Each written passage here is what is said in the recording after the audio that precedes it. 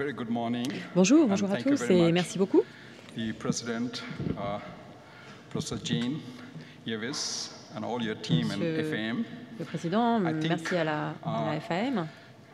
FAM has got together Je pense que to bring la this FAM a wonderful réussi issue on a platform. à And I really salute you for your attirer boldness. notre attention This is sur totally out of ce the problème. box Je thinking, voudrais but it's vous such a remercier useful thing. parce que on a ici Things un that have événement been discussed extraordinairement here utile et ce dont on are not seen discute in textbooks, aujourd'hui, ce sont but des they're choses qu'on ne voit really pas dans les very manuels mais important. qui sont absolument And I always essentielles. believe Et in je South crois, to South moi, collaboration. beaucoup à la collaboration And we are trying to Sud-Sud extract out et nous what essayons some of the few things de that could be brought from South to North too. d'extraire peut-être I think that is the quelques whole innovations issue of qui ont été this développées au Sud et qui pourraient servir innovation, au Nord. reverse C'est un exemple innovation. d'innovation And, inversée.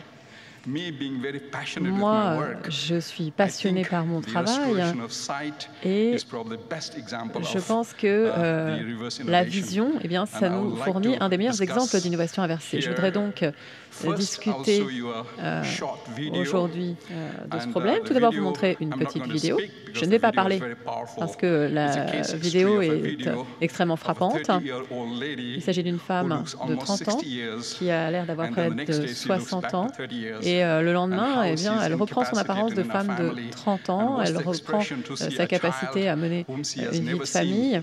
and gave birth during when she was blind. Et, And what happens elle to voit her ses enfants after alors 6 qu'elle n'a jamais years? vraiment So réussi this is à les the voir. Et puis video. on voit un peu ce qui lui And after the arrive video, après I'll 6 ans talk to you about de traitement. the Donc je vais vous montrer challenges, cette the vidéo system, qui vous montre and un the peu success les that we défis had. Thank you very et les much. Can I have the succès, les video? défis auxquels nous avons été confrontés et les succès que nous avons. On va vous montrer la vidéo. I'm not going to speak. Et je ne vais pas parler.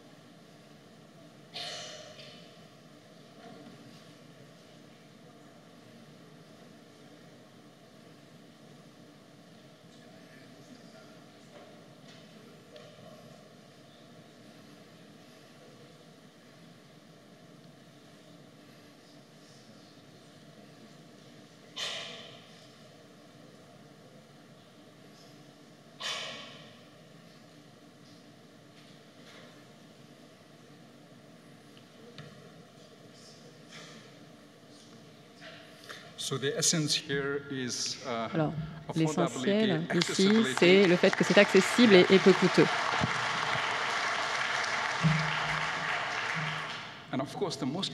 Et bien entendu, le problème principal qu'on sous-estime parfois, c'est l'assurance de qualité. Parce que si vous travaillez dans des zones isolées, il faut vraiment avoir la meilleure qualité. Et les personnes comme cette femme qui n'arrivait plus à participer à la vie de famille, qui vivait chez sa mère parce qu'elle avait été mise, son mari l'avait jetée à la porte, eh bien, elle a pu reprendre une vie de famille. On voit que son fils, à présent, peut retourner à l'école et qu'elle permet de contribuer économiquement à la vie de famille.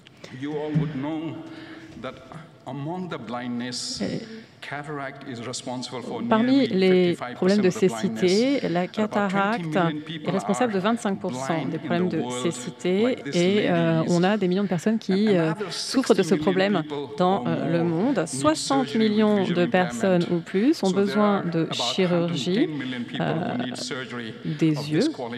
Donc, on a dans le monde entier des millions de personnes qui auraient besoin d'être traitées et malheureusement, la plupart d'entre eux sont en Asie ou en Afrique. Nous travaillons principalement au Népal afin d'essayer comment nous pouvons fournir des traitements modernes, des traitements chirurgicaux modernes en nombre suffisant parce qu'il faut vraiment qu'on s'assure de cibler les gens qui en ont besoin, tout ça en fournissant des traitements de qualité qui vont être durables. Ça aussi, c'est très important. Comme d'autres interventions médicales, bien entendu, nous avons des obstacles qui sont les obstacles habituels, obstacles géographiques, problèmes d'achat, parce que souvent on a besoin de matériel high-tech. La qualité également des équipes qui travaillent. La qualité et l'attitude de l'équipe, ça c'est extrêmement important. Moi, ce que j'ai constaté en Afrique, c'est qu'un des plus gros problèmes en Afrique pour que les traitements soient durables, c'est en fait de faire en sorte que les équipes qualifiées restent au même endroit. Donc la qualité de l'équipe, c'est essentiel. Le volume également que vous traitez, les problèmes qui se posent lorsque vous travaillez dans des conditions qui ne sont pas optimales. Et puis bien entendu, il y a des obstacles sociaux, des problèmes politiques, et un manque de gouvernance correcte dans la plupart des endroits où nous travaillons. Il y a ensuite des obstacles techniques plus spécifiques à notre problème, qui est celui de la chirurgie de la cataracte, notamment le fait que les lentilles intraoculaires sont extrêmement coûteuses. Et c'est quelque chose qui est au cœur de notre approche et qui délivre de bons résultats. Il faut également adapter des techniques chirurgicales de bonne qualité et nous avons également le problème du coût et de la complexité du matériel. Alors la chirurgie de la cataracte est devenue quelque chose d'assez simple, les résultats sont très prédictibles, on est plus de 95% prédictibles, le résultat est très bon, mais lorsque vous travaillez dans des communautés, eh bien, les choses ne sont pas si simples parce que vous faites face aux obstacles que j'ai décrits. Donc, nous travaillons beaucoup pour mettre en place des équipes fiables. Le diagnostic et le dépistage, c'est extrêmement essentiel. Il faut que ça soit fait dans des programmes structurés, dans des endroits bien précis.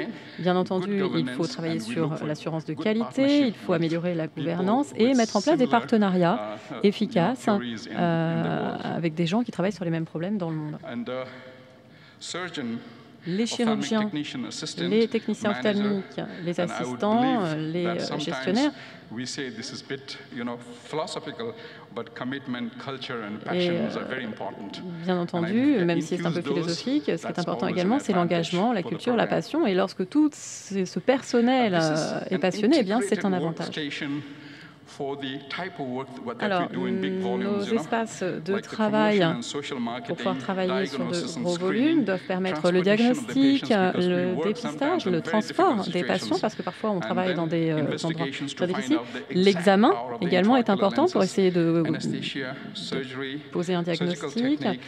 Les techniques de chirurgie doivent être optimales, les soins post-opératoires. Vraiment, chaque étape doit suivre une procédure, toujours la même, pour maintenir la qualité, même lorsque vous travaillez dans des conditions difficiles. Ça, c'est du dépistage massif, fait dans des endroits qui sont très difficiles d'accès, très complexes. Il faut également parfois acheminer le matériel dans des endroits très isolés. Parfois, il faut les porter, il faut utiliser des bus. Parfois, ce sont même les gens qui doivent les porter sur le dos. Il faut avoir du matériel très robuste. L'examen doit également être de grande qualité. Chaque patient doit avoir une bonne vision. C'est notre objectif. L'anesthésie, bien entendu, et la chirurgie de masse. On a beaucoup de collègues qui nous rejoignent, qui viennent du monde entier afin d'intégrer nos équipes. Ça, c'est la convalescence. Et on insiste également sur l'importance de l'examen post-opératoire, des soins post-opératoires, du carnet de vision qui doit être établi par la suite. Il faut vraiment que tout soit précisément documenté. Il y a des procédures à suivre. Et dans l'endroit où nous sommes situés, il est essentiel d'utiliser des médicaments qui soient efficaces, qui soient de bonne qualité, qu'il s'agisse des stérilisateurs, des lentilles intraoculaires, les microscopes, tout le matériel médical doit être vérifié. On arrive à présent au Népal à fabriquer nous-mêmes les lentilles intraoculaires et avec l'aide d'une fondation, on arrive à présent donc à les faire nous-mêmes. On arrive à les faire nous-mêmes à une fraction du coût habituel. Ces lentilles coûtaient près de $100, mais nous, on arrive à les faire pour moins de $4. Et notre cible est passée de quelques milliers à quelques millions à l'heure actuelle. Nous avons distribué ces lentilles à près de 5 millions de personnes dans le monde entier jusqu'à maintenant.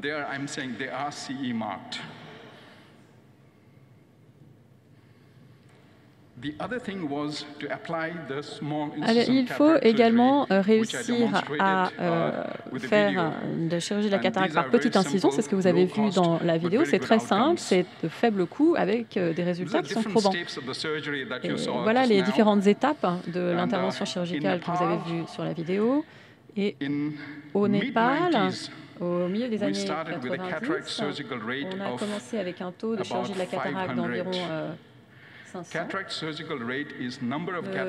Ce taux, c'est le nombre d'opérations de la cataracte faites par an sur une population d'1 million. Et en général, on est sur 3000. Et dans de nombreux endroits, on n'atteint pas ce chiffre. Et nous, vous voyez qu'après plusieurs années, on est près de 5000 par an. C'est ce qu'on appelle donc le taux de chirurgie de la cataracte. Et on voit que notre taux est tout à fait bon. Alors, on a dû mener des essais cliniques randomisés sur ces techniques. Donc, on a fait un essai clinique randomisé prospectif afin de comparer les différents produits. On a des chirurgiens qualifiés des États-Unis et cela a montré que notre technique est tout à fait bonne. Ça a été d'ailleurs publié dans un journal américain et après cela, notre technique s'est grandement développée. On l'a utilisé dans 30 pays du monde et ce système que nous avons développé a pu être utilisé sur de nombreuses personnes dans le monde. Et voyez ce monsieur sur la gauche, on a l'impression qu'il a 80 ans et en moins de 24 heures, on a l'impression qu'il a son âge, c'est-à-dire 60 ans. Et ça, c'est le miracle de notre travail. Je vous remercie beaucoup.